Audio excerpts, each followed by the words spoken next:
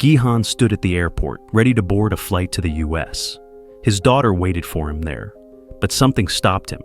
Just feet away, he saw a man getting roped into the Squid Games, the same twisted competition that almost cost Gihan his life. Instead of leaving, Gihan turned back. "Not today," he muttered. He made a choice. He'd take down the monsters running the games. A chilling phone call greeted him soon after. "You'll regret this," came the cold voice of the front man. Gihan didn't flinch, heading back to Seoul. At a dingy shop, he bought a knife, preparing for the fight ahead. Later, he felt a sharp sting on his neck, a tracker. Peeling it off with the blade, he threw it out the window. Meanwhile, Detective Junho's story wasn't over. A year ago, he'd gone undercover in the games, risking everything to find his missing brother, In-ho. The discovery shattered him. In-ho was the front man, the very villain behind the nightmare. When In-ho shot Junho and left him for dead, it should have been the end. But a passing ship saved him, pulling him from the brink. Now, 2 years later, Junho was back, though his career had taken a hit. Working as a traffic officer, he spent his nights to find his brother, scouring nearby islands with Captain Park, the man who saved him. Together, they searched for the game's headquarters. Gihan, now holed up in a grimy motel, turned the room into a fortress. Security cameras watched every angle, but nothing stopped the nightmares. Faces of the dead haunted him, and in one recurring dream, the front man stood at his door, holding severed heads. Desperate, Gihan hired a loan shark named Mr. Kim and his muscle, Woo Seok, to track down the game's recruiter. Weeks passed with no leads.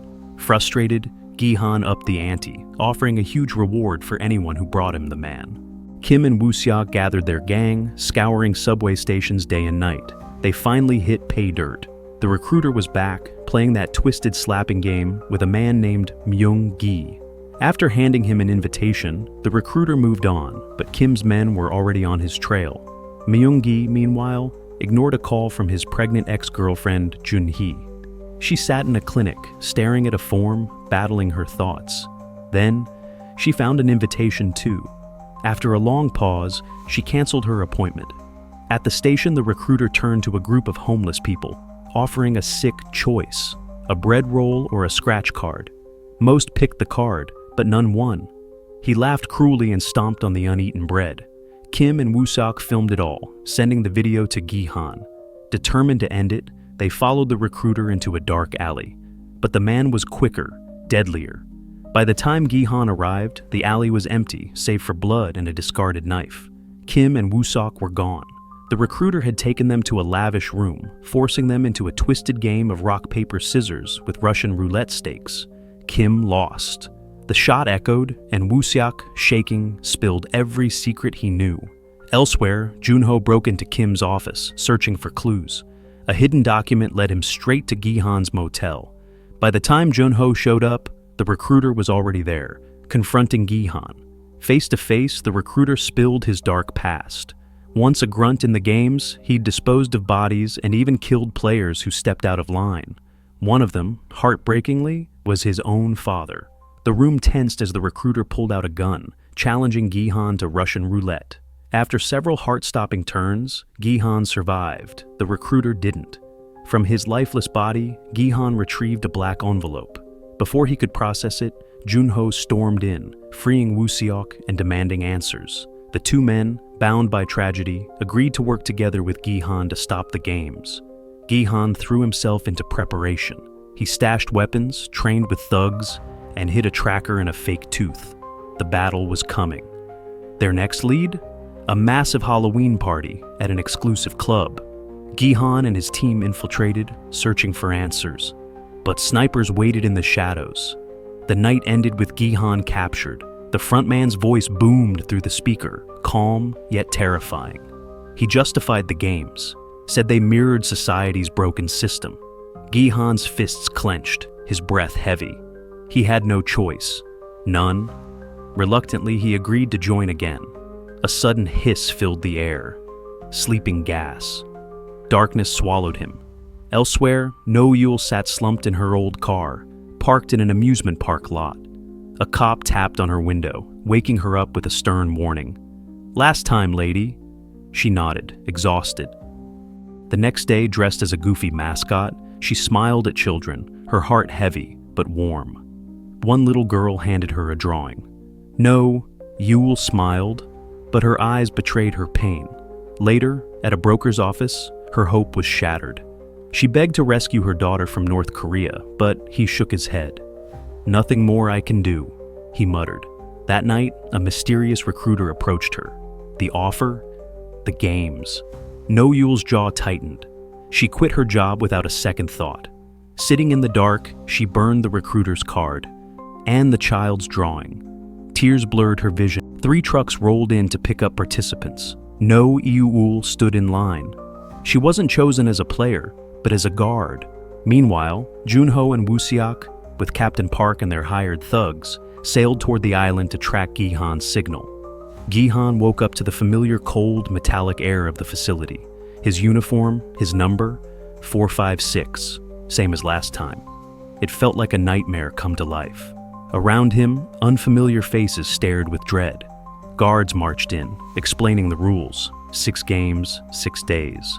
A fortune awaited the survivor, but only one would survive. A murmur rippled through the room until Myung-gi, a sharp-tongued contestant, stood up. "Why us?" he asked. The guards responded with a chilling video. Myung-gi had been a popular YouTuber until he promoted a shady cryptocurrency. Thousands lost everything, and now he was wanted for fraud.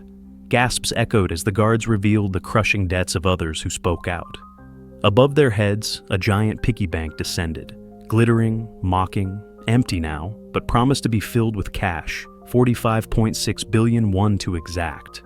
The group learned they could vote to quit after each game, but nothing about this seemed simple. Meanwhile, tension spiked when Young-sik saw his elderly mother, Geum-ja, among the players. She looked frail, but her eyes glimmered with determination. Age is just a number here. Consent forms were passed around. Players couldn't quit unless they voted. And eliminated didn't just mean leaving the game. Gi-han flipped through the form, his stomach churning. Signing felt like sealing his fate. Drama erupted when Myung-gi, done signing, was confronted by Namgyu and a rapper called Thanos. Both had lost money in Myung-gi's crypto scheme. "You ruined us," Thanos growled. Namgyu stepped in before fists could fly. Gi-han spotted an old friend, Young-bai, among the crowd. He whispered urgently, "Stay close." Elsewhere, Junho's crew arrived at a barren island. Using drones, they found nothing but an old fisherman. After a tense interrogation, they discovered the tracker had been dumped. They'd been tricked. Back at the facility, the players were herded into a vast yard. At one end stood a towering, creepy doll with blank eyes. Gi-han's stomach dropped. His friends were gone, the tracker in his mouth removed. The first game was announced. Red light, green light, the rules. Move when the doll says, green light. Stop when it says, red light. Anyone caught moving would be permanently eliminated. Gi-han tried to warn the others, but most dismissed him. The doll's eerie voice echoed, "Green light!" Players began moving hesitantly. "Red light!" A player froze mid-step. A bee buzzed onto her neck. She flinched. The doll's head snapped toward her. A deafening gunshot rang out. Screams erupted as players realized eliminated meant death. Chaos broke out. Terrified contestants ran, but guards opened fire, mowing them down. Gi-han shouted through gritted teeth, "Stay calm! Hide behind taller players." Slowly, the group caught on. Meanwhile, Thanos pulled candy, which was clearly not candy, from a hidden compartment in his necklace. Even in terror, he couldn't resist. Step by step, Gi-han guided the group. The finish line was close. He helped an injured player limp across. Behind him, No-ul, masked and cold, raised her weapon, firing mercilessly at eliminated players. "Keep moving!" Gi-han roared as the doll's voice rang out again. One misstep, and it was over. The survivors huddled back in the main room, their faces pale and tense. 91 players were dead, gone. Only 365 remained. Whispers of fear and desperation echoed around the room. Some contestants fell to their knees, begging the guards for mercy. Gi-han, his voice steady but heavy, reminded them about the voting option.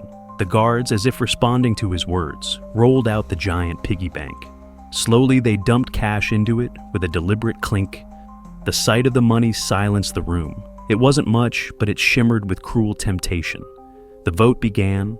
One by one, players pressed the buttons, green to stay, red to leave. Gihan pleaded with them to quit, warning about what lay ahead. "You don't know what's coming," he urged. But Thanos, ever the loudmouth, had other ideas. "If Gihan survived before, maybe he can guide us," he sneered, adding fuel to the chaos. The final vote fell to Player 01, an older man named In-ho. The room held its breath. After what felt like an eternity, he pressed green. His choice was final. The games would continue. Later, during dinner, players crowded around Gihan, desperate for an edge. He reluctantly shared what he knew. "The next game is probably Delona," he explained. "You'll have to carve a shape from candy, without breaking it." Some players wanted to hoard the info, but Gihan stood firm. "We help each other, or we all die." Nearby, In-ho revealed to Gihan that his wife was critically ill, and he needed the prize money to save her. Gihan's expression softened. "But selfishness will get you killed here," he warned quietly. Across the room, Guillaume handed a piece of bread to Junhee. "For the baby," she whispered, kindness breaking through the darkness. Tensions boiled over that night. Thanos and Namgyu taunted Myungi until he snapped. Fists flew, but In-ho intervened, his quick moves stunning everyone. For a moment, respect for the man hung in the air. Later, In-ho confided more to Gihan, a fragile bond forming between them. Behind the scenes, trouble brewed. No Yule's reckless shooting had damaged too many bodies during cleanup, and their parts couldn't be harvested. Her superior, face twisted with anger, confronted her. "We had a deal," he hissed, but No Yule just smirked and walked off, ignoring his threats. Meanwhile, Junho's search for proof hit another dead end. The police wouldn't listen. With the storm raging outside, all he could do was wait. The next morning, the guards announced a twist. No Delona today. Instead, teams of 5 were ordered to prepare for a 6-legged pentathlon. Legs tied together, each team had 5 minutes to finish 5 challenges. Failure meant elimination. One by one, teams tried their luck. 2 teams failed right away, executed on the spot. Gihan's group, consisting of In-ho, Young-bae, Dai-ho, and Junhee, watched closely, learning from others' mistakes. Junhee nailed the first challenge. Young-bae followed with a perfect toss, and Dae-ho kept the streak alive. But then, it was In-ho's turn, and he froze. He kept missing, panic creeping in. "You can do this!" Gihan encouraged, his voice steady. At the last second, In-ho succeeded. Finally, it was Gihan's turn. With sweat dripping down his face, he nearly failed the pom-pom kicks. But In-ho steadied him, and they crossed the finish line just in time. The opposing team wasn't so lucky. The sound of their screams lingered as silence returned to the yard. That night, Gihan's team and friends shared stories. Yoonju opened up about needing the money for her transition surgery. Across the room, Yongsik argued with his mother, Ji-jae. "You don't understand, Mom. My debts are worse than you think." She sighed, but stayed silent. Elsewhere, guards cornered No Yule. "Mess up again, and we'll take more than a finger," one growled, slashing her cheek. No Yule didn't flinch. Back in the main room, the guards added more cash to the piggy bank. Its growing weight mocked them. The next vote loomed. In-ho's heartfelt plea to quit swayed some, but another player's argument won the room. "One more game," he cried, his desperation contagious. As the votes rolled in, Gihan's heart sank. The majority had chosen to stay. During dinner, tension simmered. Young-bae's betrayal, his vote to continue, stung Gihan, but they still shared food with Junhee. "For the baby," they murmured.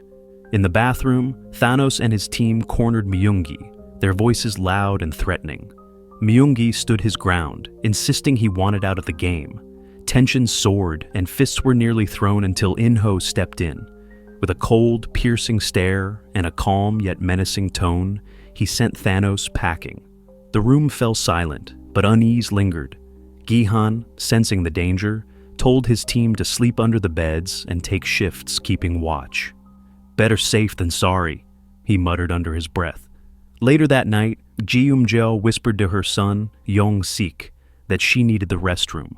Her eyes flickered with determination as she revealed a knife hidden in her hair. Despite his protests, she reassured him she was ready. After some pleading, the guards grudgingly let her go. Morning came, and the players were herded into a massive room that looked like a spinning carousel. The third game, Mingle, was announced. The rules were simple, yet brutal. Players stood on a rotating platform, and when a number was called, they had 30 seconds to form groups of that size and find the matching doors. Fail, and you were eliminated. The first number, 10, rang out, and chaos erupted. Players scrambled, shouting and shoving to form groups. The unlucky ones left behind were taken out swiftly. As the carousel spun again, the number changed to 4. Groups from the first round split apart. Alliances crumbled, and panic spread.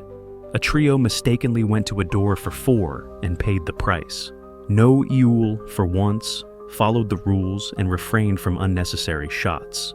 By the third round, the tension was unbearable. The number 3 was called, and Gumjae ended up with Gihan and Inho. Inho, ever the manipulator, whispered to Gimja that Yong-sik might have abandoned her. She defended her son, but doubt clouded her face. The next number was 6, and the rush began anew. Yunju's friend was pushed off the platform in the chaos, failing to reach a door in time. Yunju's anguished cry filled the rooms as she blamed Myunggi, who coldly pointed out their group was already full. "I did what I had to do," he said, his voice devoid of remorse. The final number, 2, was announced. Inho shoved his way into a door with Yungbei, but a third player squeezed in at the last second. Without hesitation, Inho eliminated the intruder, ensuring the count was correct. His ruthlessness left even Yungbei speechless. As the game ended, only 100 players remained. Meanwhile, outside the arena, Junho and his crew were making progress. They sent a drone to scout the surrounding islands and found a hidden door concealed in the bushes. As they attempted to open it, a bomb exploded, injuring several members of the team.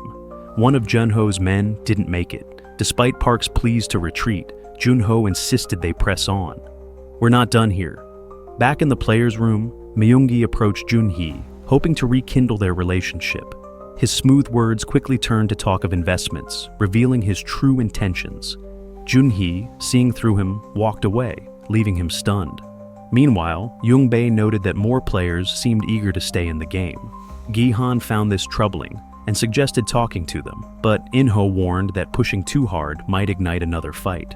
Soon, the guards arrived to begin a vote. Fear and desperation filled the air as players debated their fates. Yunju, still mourning her friend, voted to leave, while Yong-sik, determined to prove himself to his mother, voted to stay. The results were a dead tie, 50-50.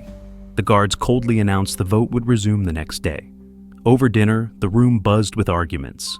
Gihan noticed his food package included a fork, an odd choice for a meal that didn't require one. He tucked it away, his instincts on high alert. Elsewhere, Thanos and Nam-gu cornered Min-soo in the bathroom, trying to intimidate him into voting their way. The confrontation escalated when Myunggi stepped in, turning the heated exchange into a full-blown brawl. Fists flew, and insults echoed as the fight spiraled out of control. Min-soo slipped away in the chaos, but Thanos, furious, tackled Myunggi and began choking him. Desperate, Myunggi grabbed the fork he'd hidden and plunged it into Thanos' neck.